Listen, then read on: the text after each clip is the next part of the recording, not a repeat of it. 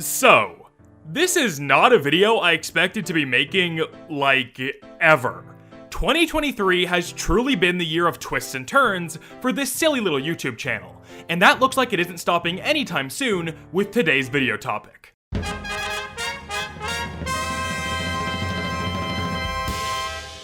Ever heard of something called Cuphead before? Cuphead is genuinely one of my favorite games of all time.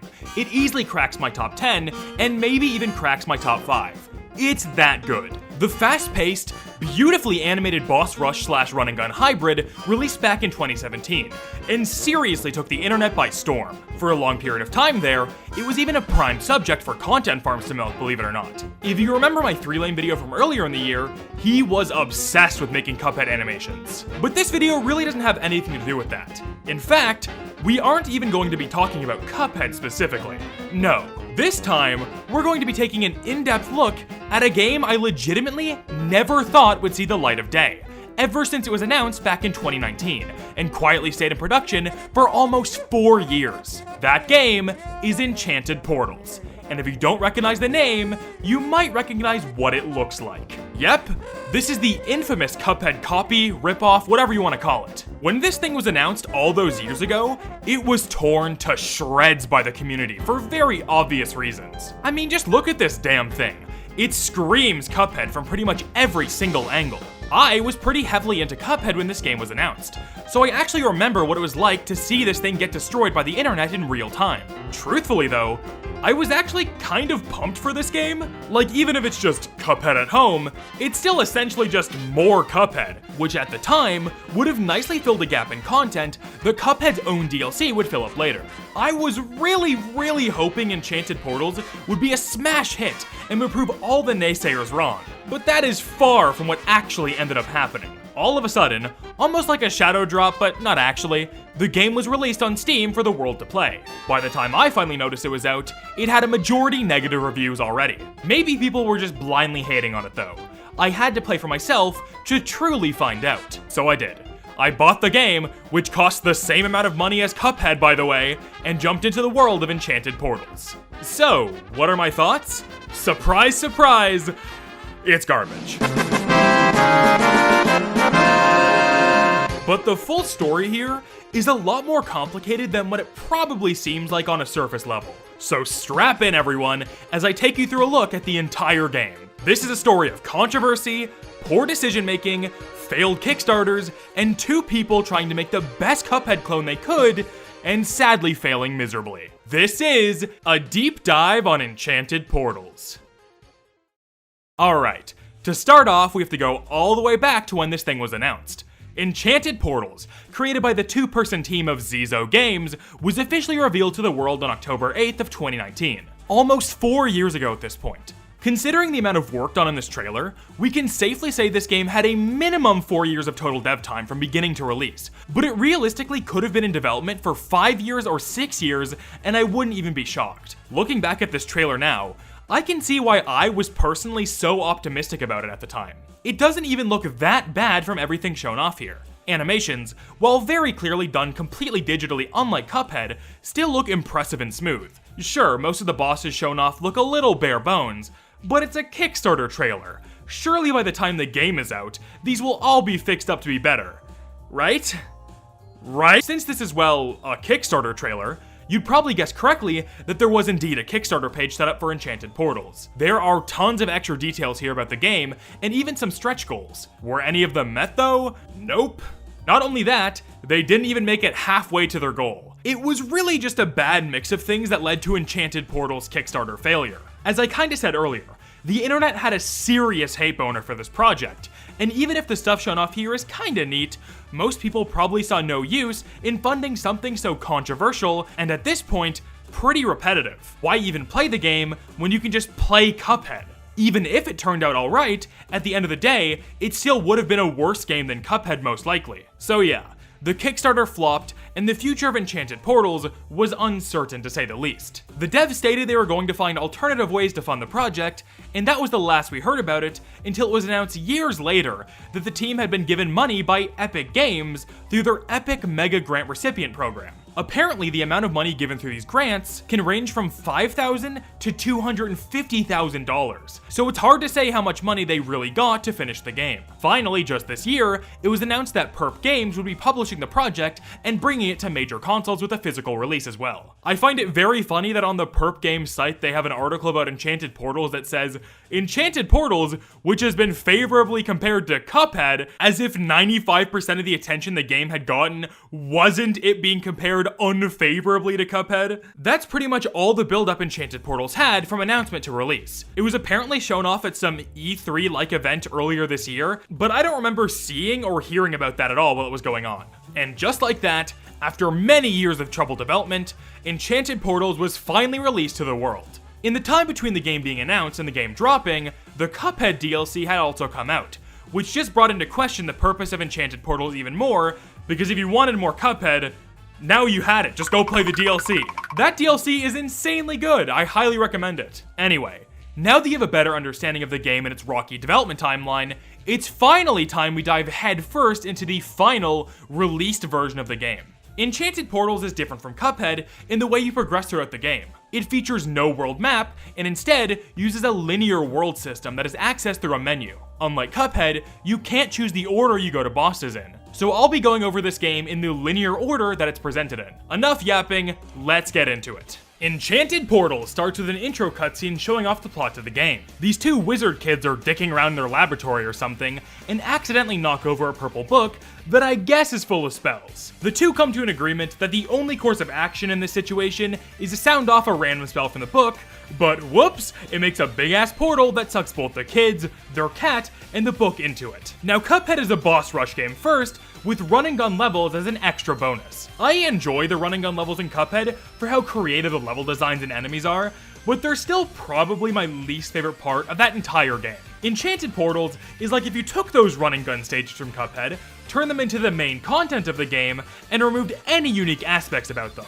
That's how the game starts off, as your player character falls out of the portal in the sky and onto the ground of the very first run and gun stage. The book also falls out and has a face now for some reason. I don't even know, don't even question it. The book, with a very surprised look on its new face, flies away into the level, and it's our job to chase after it. Since this game doesn't have any world map and follows a linear structure, this is the very first part of gameplay Enchanted Portals has to offer the player. Cuphead has kind of simple controls, but given the difficulty level of that game, the tutorial at the beginning is a great way to make sure the player is aware of the entire moveset and how to move around certain situations. Enchanted Portals says fuck all that nonsense, here's two random PNGs in the first level that don't even say what buttons do what.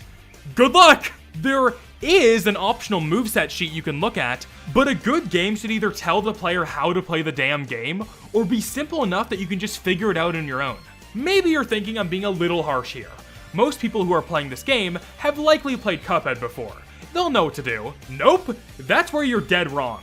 The main gimmick of this level, and many other levels in the game, is switching bullet types to kill certain colored enemies. Blue enemies need the blue bullets, green ones need the green bullets, and red ones need the red bullets. Pretty simple stuff in theory, but for some insane reason, these bullet types are mapped to the D-pad of all things, and require you to hit a different D-pad direction to change bullet types. Not only does the game not tell you this, not only is it nowhere near intuitive for any game to do this, but it is essentially a mandatory aspect of this first level. Almost every single enemy here is glowing in one of the three colors, and if you don't know how to switch, you'll be able to kill nothing but the red enemies, since the red one is the default weapon. This is such a core aspect of not only certain level gimmicks, but just the entire game. It should 100% tell you how to change bullet styles without having to look at a fucking PNG with all the controls on it. This isn't an NES game, guys. We can ditch the manuals. While we're at it, let's talk about these different bullet types. The red bullet is a fireball that does medium damage at a fast fire rate. This is probably the best bullet type in the game and can deal with a majority of situations. The blue bullets have a very slow fire rate but do more damage per shot, making them good for some specific situations, but they're usually just worse to use compared to the fire. The final bullet type is the green bullets. These work the same way as the red three-way shot from Cuphead, except it has longer range and does the least amount of damage of all three bullet types. On their own, all three of these are fine, But the game really does suffer from not having any other bullet types you can buy or unlock whatsoever. However, the main issue with the bullet types in this game is not the bullet types themselves, but changing between them. Not only is it extremely awkward taking your thumb off the joystick to press down on the D-pad, leaving you vulnerable while you try to switch weapon types, but for some reason, they made the bullet changing system the most clunky and unresponsive thing ever. To change bullet types, you have to be on the ground and not moving at all. Running away from something, can't change bullets. In the air, can't change bullets. Doing pretty much anything, can't change bullets. Stack this on top of the mandatory switching to kill some enemies, and you have yourself a recipe for a clunky and unfun bullet system. The rest of the moveset here isn't really much better. You have access to a shield, which is really just a less interesting version of the parry from Cuphead that has an insane cooldown on it, making it almost useless in a majority of situations. The dash from Cuphead is also in the game, but that also falls flat. In Cuphead, the dash acts as a safe option of traversal that jolts you across a predetermined amount of space so you can easily get over certain gaps or dodge boss attacks. In Enchanted Portals, the dash is almost identical, except for the fact that it keeps your momentum when using it for some reason, leading to the dash sending the player way farther than they probably wanted to go. The workaround to this is that the player character has a double jump to make certain situations easier to traverse, but that just really opens up an entirely different can of worms, being the physics. I don't even know how to exactly describe how bad they are. The jump feels like shit, the dash feels like shit, everything feels like shit. The double jump sends you too high, movement is somehow too fast and also too slow at the same time. It is a far cry from the pinpoint, perfect physics seen in Cuphead that gracefully complement the levels and bosses. In the top left corner of the screen, the player has a circle meter that goes around their health bar. This meter builds up the more damage you do to enemies or bosses, and once full, you can press a button to activate a power mode.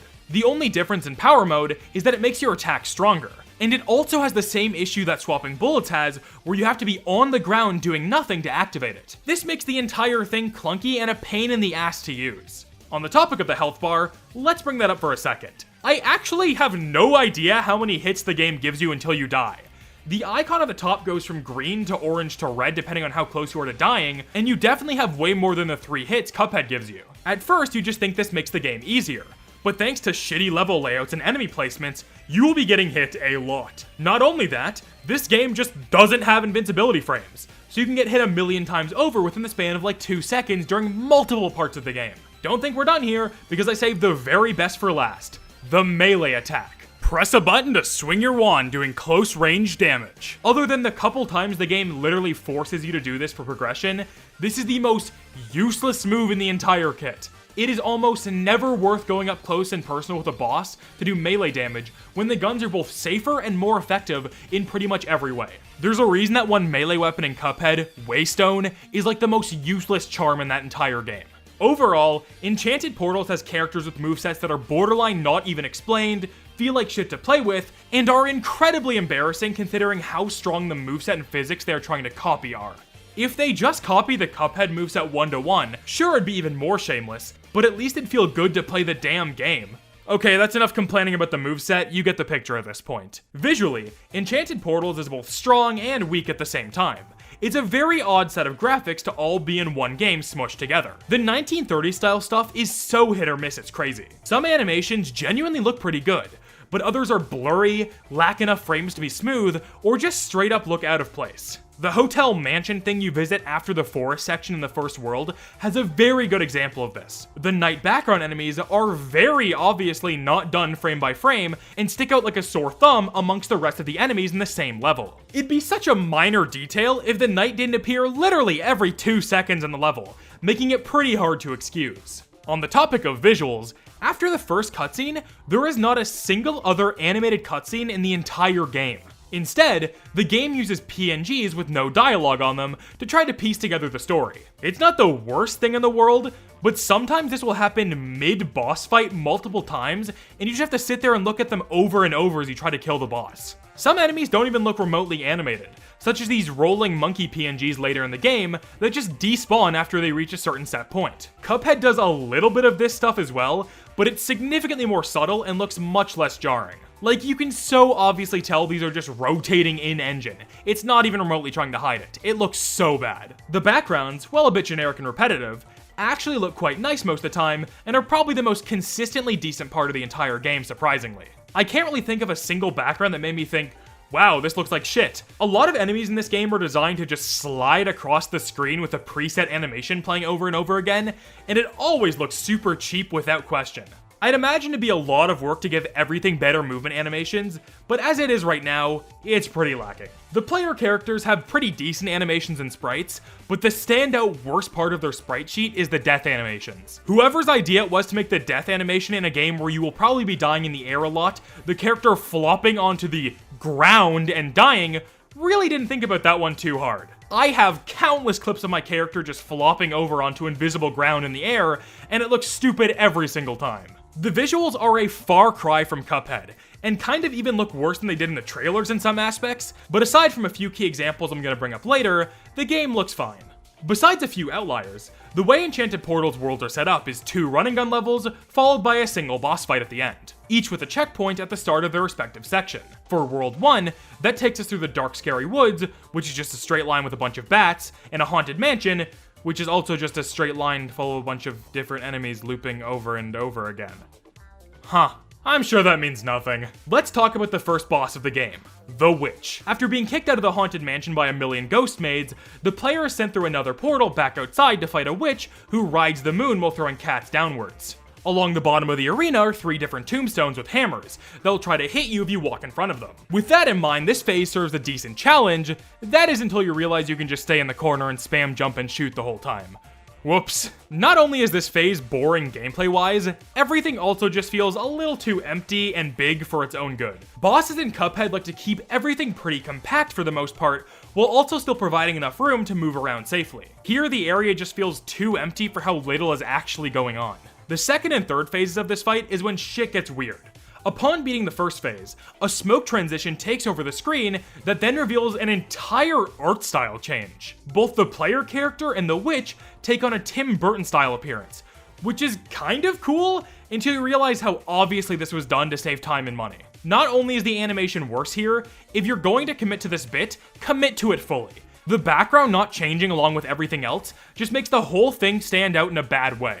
Originally, this fight's second and third phases were supposed to be done in the game's original 1930s art style, but it was likely cut for the reasons I already mentioned. It sucks too because these concept drawings look really clean, and make this whole section go from, oh, this is kind of a cool art style change, to, oh wow, yeah, this is just cutting corners, isn't it? This art style change shit does not happen again until the very end of the game as well, just adding more fuel to my theory. But we'll get to that when we get to that. Phase 2 is bullshit as a first boss. I'm just gonna come out and say it. Not only are you fighting against the attacks from the witch, you're also fighting against the awful controls here. If you copy-pasted this exact boss over to Cuphead, it would be substantially easier. I am positive of that. When I went back to replay this boss to get footage for it, it wasn't that hard, but at that point I was already used to the janky controls and physics. One of the worst parts of this phase transition in particular is this insane glitch, I think. Basically, when the screen transitions from one phase to the next, for some reason you lose all the power charge you had been building up. Not only that, but you can still take damage during these transitions. I have no idea how either of these things made it into the final game. Genuinely archaic game design. Phase 3 is just garbage. It looks ugly, has bad animation, and is just a spam of bullets to dodge until the fight is over with little to no cohesion. Thankfully, it doesn't last very long, and we can finally kill this witch for good, shed our cost-saving Tim Burton appearance, and move on to World 2. Wow. So much already said, so much left to say, and we're only on World 2. God help me.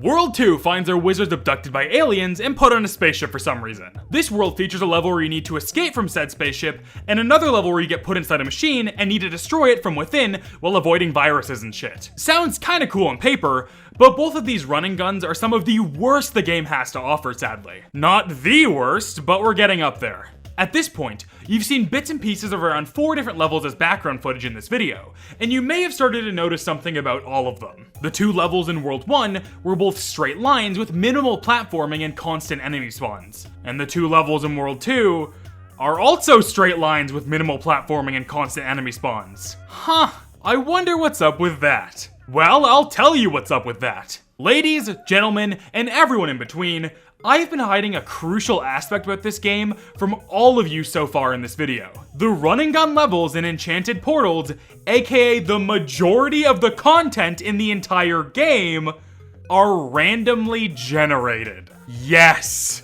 The devs of this game had 4+ years to spend any amount of time putting together actual level designs, but instead, they decided to take the easiest route possible and just let the computer make the levels for them. Every single time you die in a run and gun stage, the entire level layout changes. But you'd be hard pressed to even notice half the time, considering the level layouts all feel the exact same thanks to them being long, straight, boring hallways with minimal platforming. When you're making a game such as Cuphead, where there aren't many levels, you need each and every one to feel like it had the maximum amount of love put into it. And this just has none of that. Thanks to all these run and gun stages being randomly generated, you get into situations such as the one I experienced on this spaceship level. On the ceiling of the ship, there are these little bug-like creatures that shoot out a bunch of projectiles all at once on a downward trajectory. Because the game doesn't actually know what the level is like, and just knows to make the level then place the enemies in their respective areas, you're left with level design where you need to platform on floating discs while being bombarded with unfair enemy placement and projectile spam. The worst part, you can't even kill these things. If you could just shoot them and they die and stop shooting at you, boom, problem solved. But for some reason, Enchanted Portals is obsessed with giving a majority of the levels, and even bosses, unkillable enemies. In the Cuphead run and gun stages, there are very few enemies that just can't be killed. And the ones that can't always make sense. Like of course the giant woodpecker with a set clear path can't be killed. And of course the chomping flowers that act as obstacles to jump over can't be killed. Even some enemies you'd think would be unkillable can be killed, such as the giant lobster in that one boardwalk level. Being able to kill these annoying enemies would fix so many issues Enchanted Portals has, but as it stands, it just makes these randomly generated slop layouts feel even worse to play through. If you fall off a platform into a pit at any point during the game, instead of just getting invincibility frames and bouncing back up like in Cuphead, you instead get put in this portal at the top of the screen that you can move around in,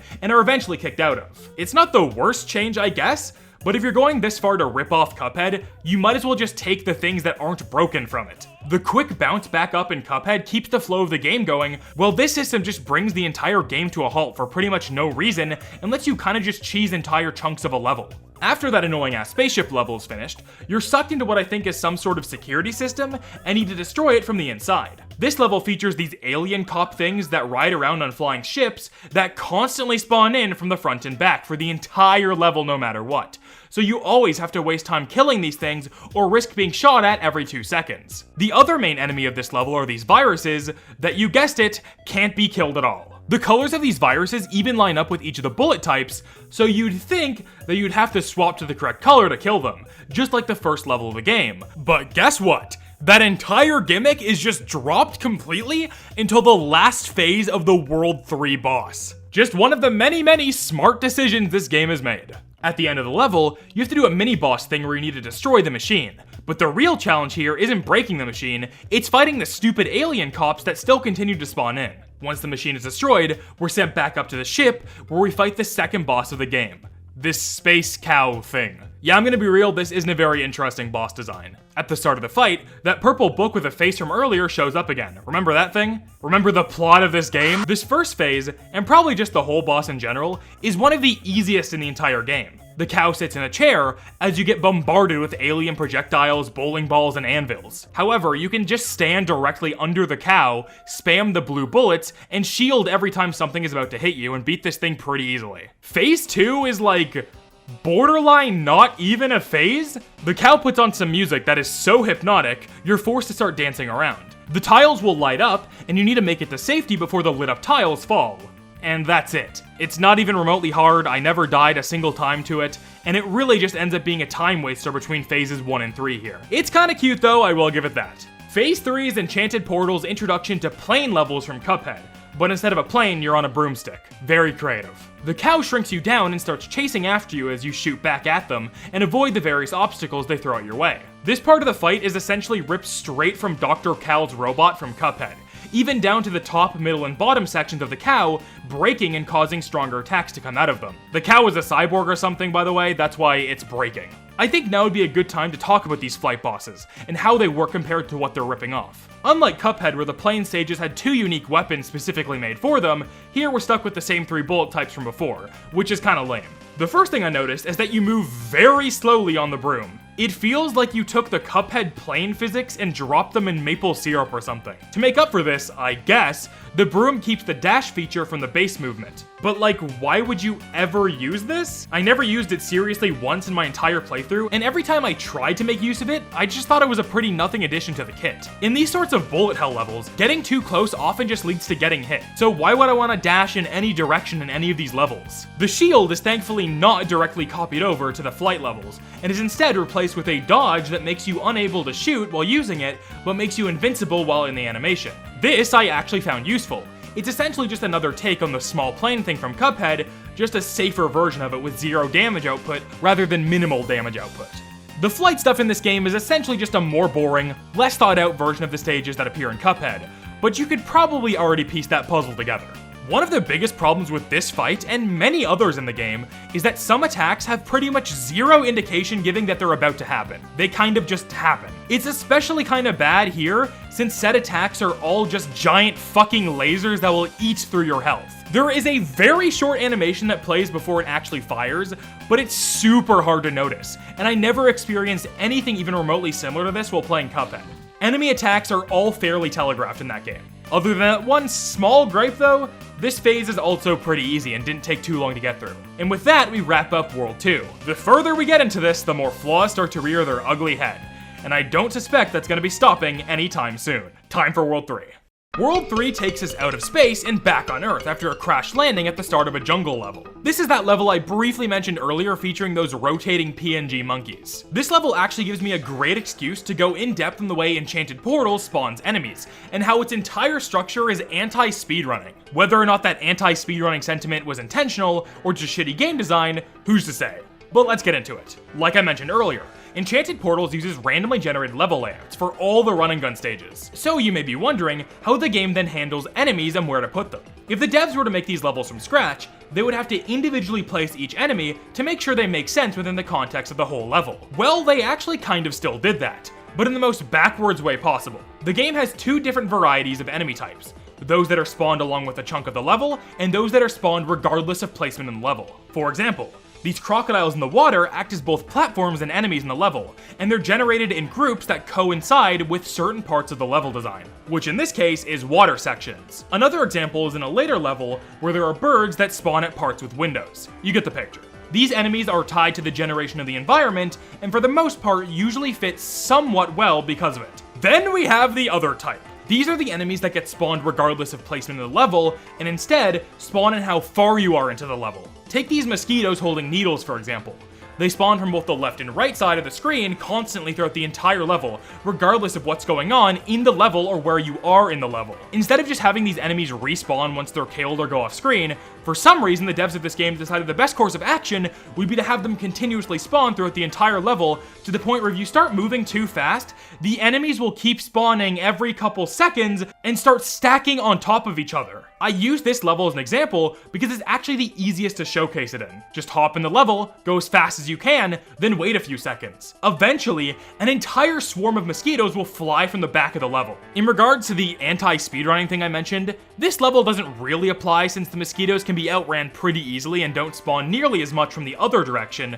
But in other levels, such as the Haunted Mansion, if you try and dash past all the spiders without killing them, a million ghost maids start to appear from both sides of the screen, and since Enchanted Portals lacks iframes, you take a fuck ton of damage all at once. It's such a weird and broken system, and it's just another consequence of taking the lazy way out and letting a fucking computer decide what the level layout should look like.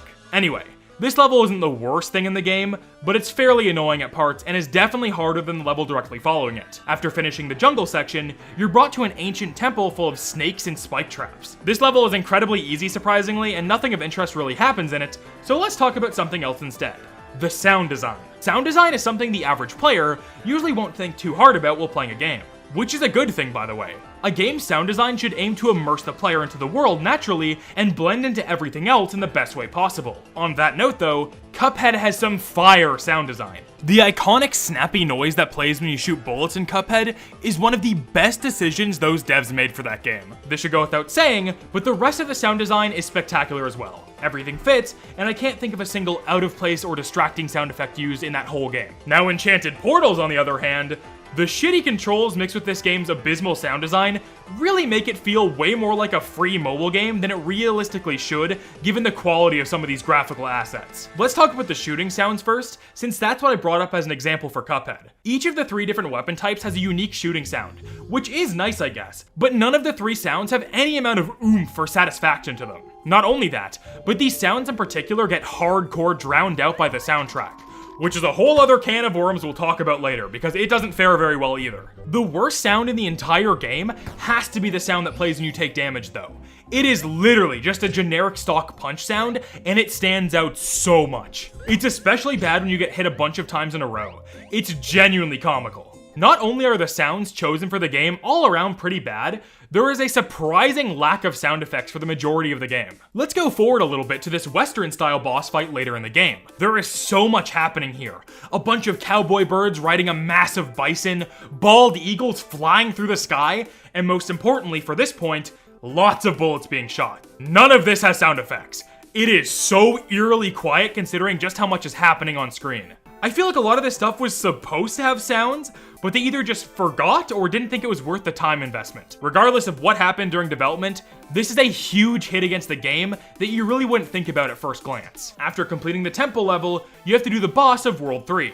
Which is actually maybe one of the better ones? The first phase requires you to shoot this crab-boat hybrid thing, while avoiding a bunch of different attacks such as coconuts from the palm trees in the back and piranhas being shot out of a cannon. It's not amazing or anything, but overall I'd say this is a pretty decent phase, if not a little too open similar to phase 1 of the witch fight. I do wish everything was slightly more compact here. The next 2 phases both take place underwater and use the flight level control scheme, except instead of flying, you turn into a mermaid to swim around as a thematic visual change. Phase 2 suffers from the issue of a majority of the attacks having really bad telegraphing, especially these coil things that spring up out of nowhere. I swear to God I can never tell when they're supposed to appear, and more importantly, where they're supposed to appear. There is actually a tell for both of these things, but it's so subtle and out of the way of where you would be looking realistically that it's hard to notice, especially without any sort of sound cue.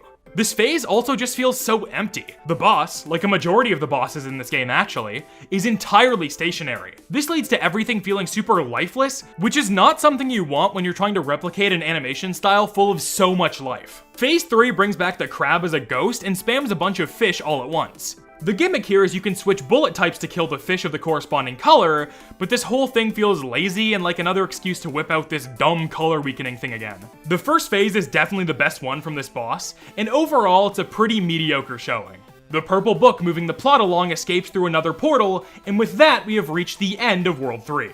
When I was playing Enchanted Portals for the first time, I'd stopped around this part to go to sleep.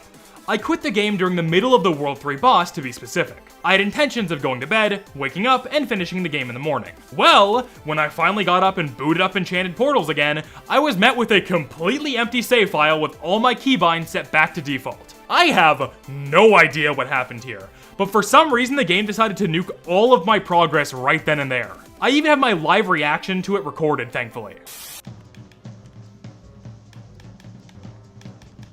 What? Does this game manual save? Are you serious? I realistically could have stopped there.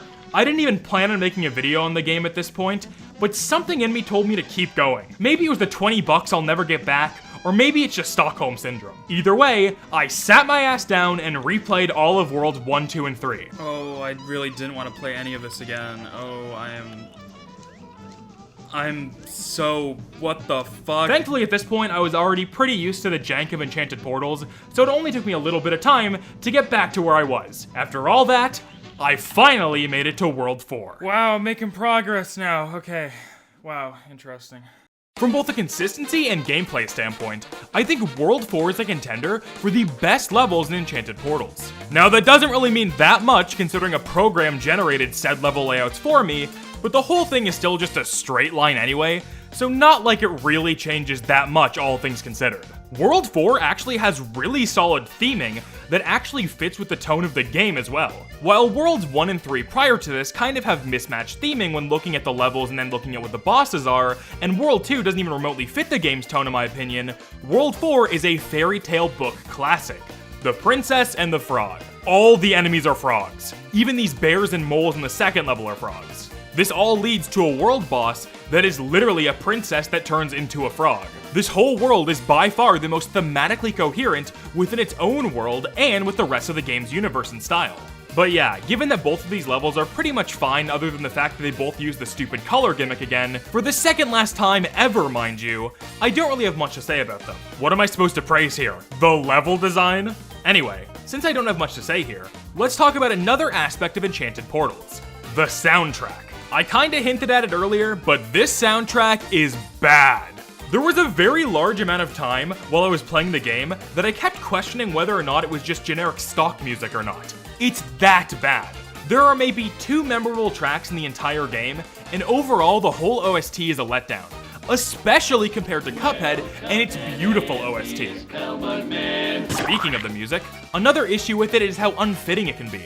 Take this very next boss fight for example. It's this castle-style fantasy track, but it in no way even remotely sounds like music for a boss battle. It's extremely low energy and almost feels like it was made before it was decided what it was going to be used for. And to be completely fair, that's something Cuphead also did, but even though the songs weren't composed specifically for each of the bosses or levels they ended up going to, they were all composed in a way that fit pretty much any boss fight the game could have had.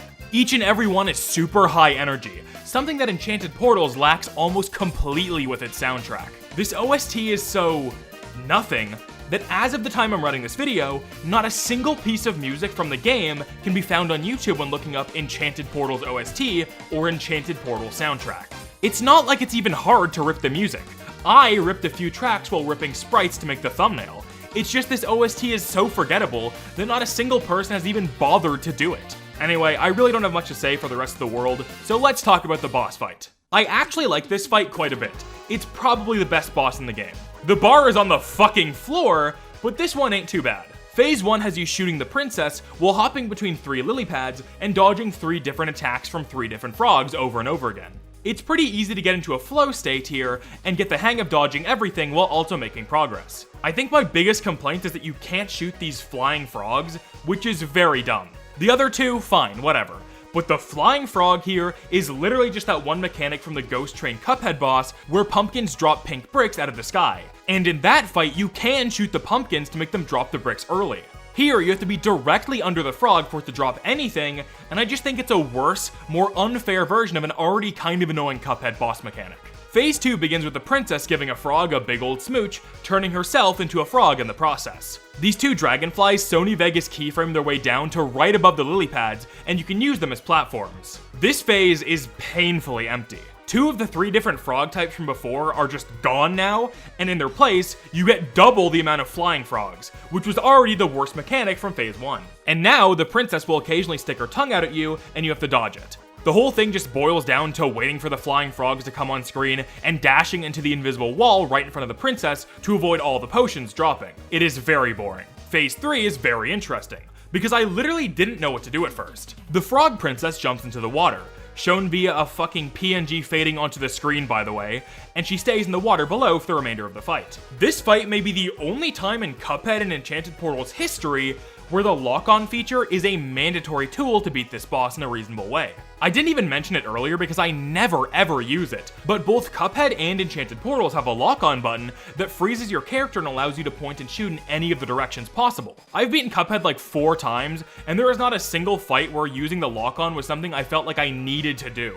But here, since the princess is below you, you have to shoot downward and diagonally to make any progress. This really confused me at first, because it's so odd for a fight to expect you to use that feature all of a sudden, and it doesn't even help that there are so many random projectiles bombing the screen that it's hard to tell what's even going on. Eventually I did beat it, however, and with that, the best world in the entire game is finished. It's actually only down from here. World 5 time. Guys, I have some sad news. Not only is this the final world of the entire game with a run and gun level, not only is there only one instead of two this time, but it also just so happens to be the absolute worst one in Enchanted Portals. But we can't talk about that yet, because we have not one, but two boss fights to go over.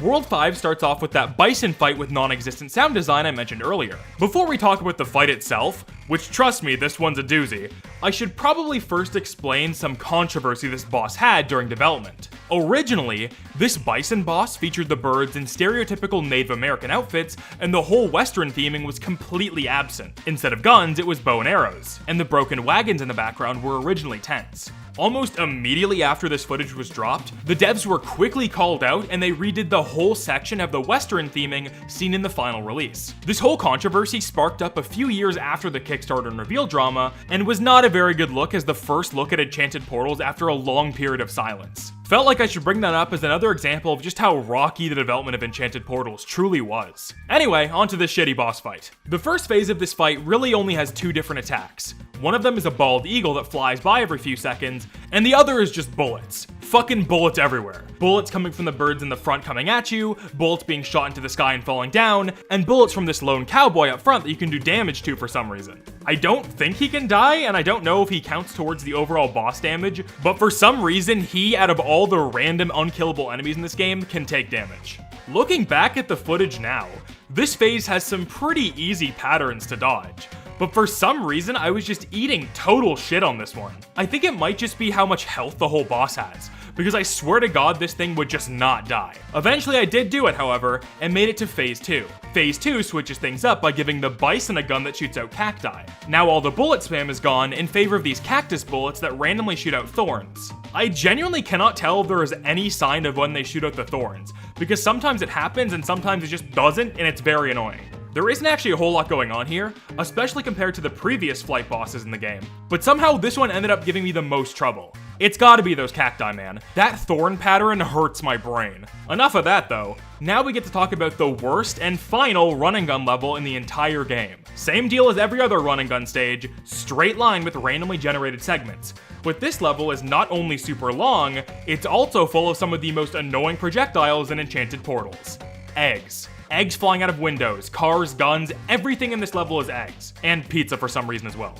I don't know, don't question it, probably a TMNT reference. There are just so many small things here that make this one annoying. For one, the eggs being shot out of the windows have like egg physics for some reason. You'd assume they just go in a diagonal line, but they actually taper off that direction slightly during their fall down, making it incredibly annoying to dodge them half the time. The cars that randomly spawn in during this level have to be dealt with the same way every single time, and since they just appear whenever they want, you can get in situations where you either have to get hit by the car, hit by an egg coming from the car, or get hit by something from behind it. All of these things wouldn't even be that bad if this particular level didn't last so goddamn long. And as expected of Enchanted Portals at this point, half the enemies in this level just can't be killed. Anyway, after all that, we have the final boss of World 5, Rocky the Rooster.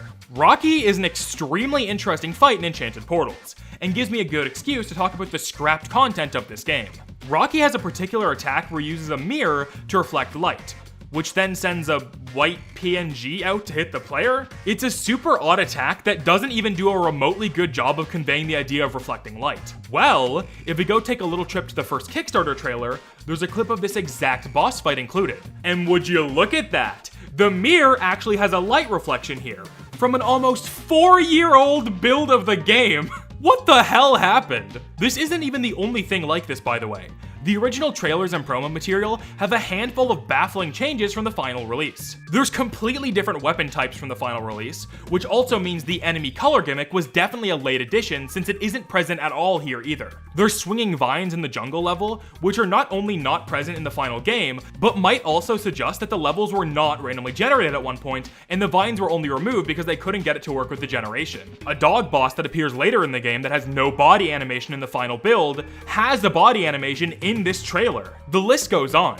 I understand dialing back the scope of the game's animation and content because of the unsuccessful Kickstarter, but why remove content that was not only advertised, but also finished to some degree, just to be replaced with worse stuff? It makes actually zero sense. Speaking of scrapped content, this boss fight is completely different than what was originally planned. There's a sign in the background that says Fountain of Time, which isn't really a thing. The Fountain of Youth is a thing, and surprise, surprise, if we take a look at that Kickstarter trailer, we can see that same sign says Fountain of Youth. This ties directly into the original concept art for the fight, where the rooster would grow younger for each of the phases, which is a significantly more interesting idea than what they ended up going with. Instead of going from young to old, in the release version, Rocky goes from a greaser to a gladiator to a caveman. Phases 2 and 3 of this fight are super boring and have really odd visuals compared to phase 1. Maybe the original fight concept was just too ambitious for the budget they had? I have no idea. But what we're left with here is this awkward time travel boss that stays in the same location for the entire fight and awkwardly does one attack while some random shit happens on screen. What could have been the most creative boss in the game became one of the most boring. At least the music in phase 1 is actually one of the better songs on the OST. The whole situation with this game makes me really upset because not only did I want this game to be good, I think it could have been good given different circumstances. A lot of the concept art is great, and it's just a shame that one bad thing after another just led to this game coming out in the sad state it did. I truly want this dev team to either patch the hell out of Enchanted Portals or start working on a redemption arc game, because I'd like this whole thing to be a huge learning experience for both these devs and all other game devs. With that said, we have finally made it to the final world in Enchanted Portals, World 6. This world truly shows the amount of duct tape and prayers that was thrown all over this game to release it in a semi-complete state. So strap in everybody, this is the end. World 6 isn't really a world at all. It's actually a weird collection of unfinished boss fights from the trailers alongside the final boss fight itself. The catch? You have to do it all in one go. 2 one-phase unfinished fights and 3 phases of the final boss for 5 total phases with no checkpoints in total. If the final boss just had 5 phases, I think I'd be fine with this. It's the end of the game, so a challenge is fine. It's the use of clearly unfinished bosses to pad out the ending that really annoys me. The first of these unfinished fights is the pianist. This is actually a really cool idea for a Cuphead boss, but there are so many little things that make this whole thing feel wrong. First of all, look at the perspective here. What the hell is going on? This makes 0 sense. Why does the book look like this given the perspective? I just don't get it. The notes the pianist plays do not line up with the song in any way. They are just a set of random notes or combination of notes that he cycles through. You can tell this shit was unfinished because the only attack he does is the piano keys, nothing else. The other enemies here are these little music note things that fall down, which you can actually kill surprisingly. If this fight was finished and given a few more phases, it probably would have been one of the best fights in the game. But as it stands now, it just serves as the awkward first phase of this awkward collage of a final boss. After the pianist is defeated, we move on to the Cerberus boss fight, which is another very clearly unfinished one-phase fight. This one is better than the pianist, thankfully. There's just a lot more going on here. One of the most interesting parts of this boss is that it is the only one in the entire game to feature a full intro cutscene in the actual engine itself. Not a full-ass cutscene outside of a fight or a PNG slideshow, an actual in-engine intro animation. Makes you wonder if every boss was supposed to have something like this at first, but was scrapped after the failure of the Kickstarter. I like this fight, and I think it's a shame it went unfinished and thrown into this section because it's actually really cool. Each of the 3 dogs has a unique attack that they can do. If all 3 heads are on the dog at once, they can do all 3 of those attacks. However, a dog can remove itself from the body and run around the arena going back and forth, acting as a new challenge to avoid, but removing their specific attack until they decide to join back with the body. It is a really creative idea for a fight that is seriously hindered by being thrown sloppily into this ending. Crazy how both the pianist and this boss could have been actually quite good if they were fully finished, and somehow both ended up here. This whole thing just really sucks. With that done though, we are now at the actual final boss, the purple book thing from earlier. This final boss was very, very obviously thrown together at the end of development because holy shit are there a lot of odd choices made here. The first phase is just the book at the top of the screen going back and forth. It randomly summons a set of attacks every few seconds that are all from older bosses and enemies. This is kind of a cool idea on paper, but it all falls apart the more details you learn. First off, these happen fast. You have very little time to figure out what is spawning and how to deal with it, making taking damage here very easy. Even then, If you could just dash and jump around to avoid everything to your heart's content, it wouldn't be all that bad. However, we have one final appearance from the shitty color mechanic. The book will change from color to color, and you have to switch to the bullet type in order to damage them. If you remember from earlier, in order to switch bullet types in this game, you have to be on the ground and not moving. And since he switches colors every time he spawns in new stuff, it becomes more of a battle against the shitty weapon swapping system than a battle against the boss itself. It is an empty, poorly thought out phase, and it just gets weirder from here. Upon beating the phase, you're greeted with a Microsoft PowerPoint slide transition, and then a complete art style change. Something, mind you, that hasn't happened since the fucking first boss fight of the whole game. Remember when I said this fight was definitely thrown together very late in development? This is the other main reason I think that, besides the scraps of unfinished bosses thrown here. The art style changes again for the phase after this, and the normal art style of the game is gone for the remainder of the gameplay from this point forward. Yeah, it's definitely not a coincidence that the final boss just magically uses animation styles that are easier to produce for its final two phases.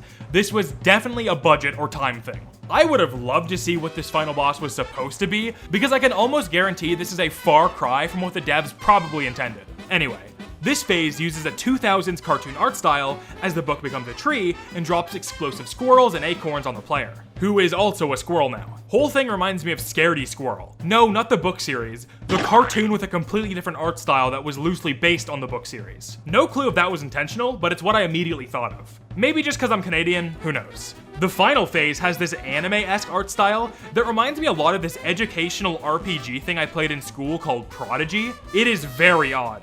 The actual boss that you have to do damage to does one single animation and facial expression for the entire fight, and they don't move at all besides that. It is very weird looking, and once again, was clearly done as a last-ditch effort to finish this game. Part of this phase is the wizard calling in 3 different fairies that just so happen to share the colors that your bullets have. But as far as I can tell, the bullets you use in this fight have no meaning. You can use whatever ones you want. This is even weirder because when the wizard calls each fairy, their wand changes to said color, eventually settling on blue once all the fairies are called in. When I first played this, I assumed you had to beat the boss using the blue weapon because the wand's color at the start of the fight is actually white. So if it was going to go back to default, you'd think it would return to white. But nope, very weird oversight, but once I figured out you could use any of the bullet types, this phase was a breeze. And with the book finally defeated, in anime form, Enchanted Portals is finally over. Thank God.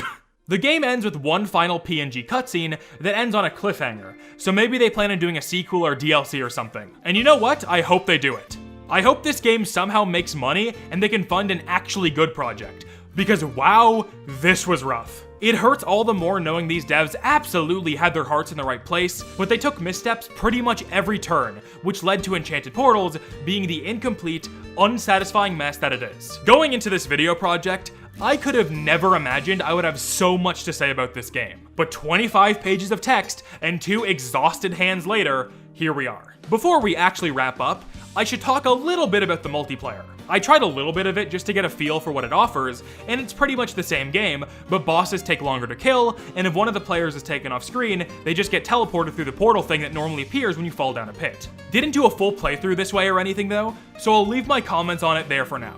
Enchanted Portals is a brilliantly tragic case study on what can happen to a game that is left in the oven for too long without the resources it needs to properly cook. It screams like these devs wanted to drop this project at so many moments, but if I had to guess, and this is pure speculation, that epic grant may have locked them into completing the game, leading to so many passionless aspects of Enchanted Portals being crammed into it last second just to release the damn thing once and for all. Enchanted Portals was at its best when it was an idea. A pie-in-the-sky Kickstarter dream. That's when I believed in it. That's also when no one else did. But now we're here, 4 years later. Was the internet truly right to bash this game all those years ago, considering the state it launched in? Or is there a better timeline where Enchanted Portals got its funding and became something great? Who knows? Best not to linger on the past, I suppose. So I'll leave it there for today. Thank you all so much for watching this gigantic video to completion. It really means a lot. I've been yeah, and I'll see you all next time.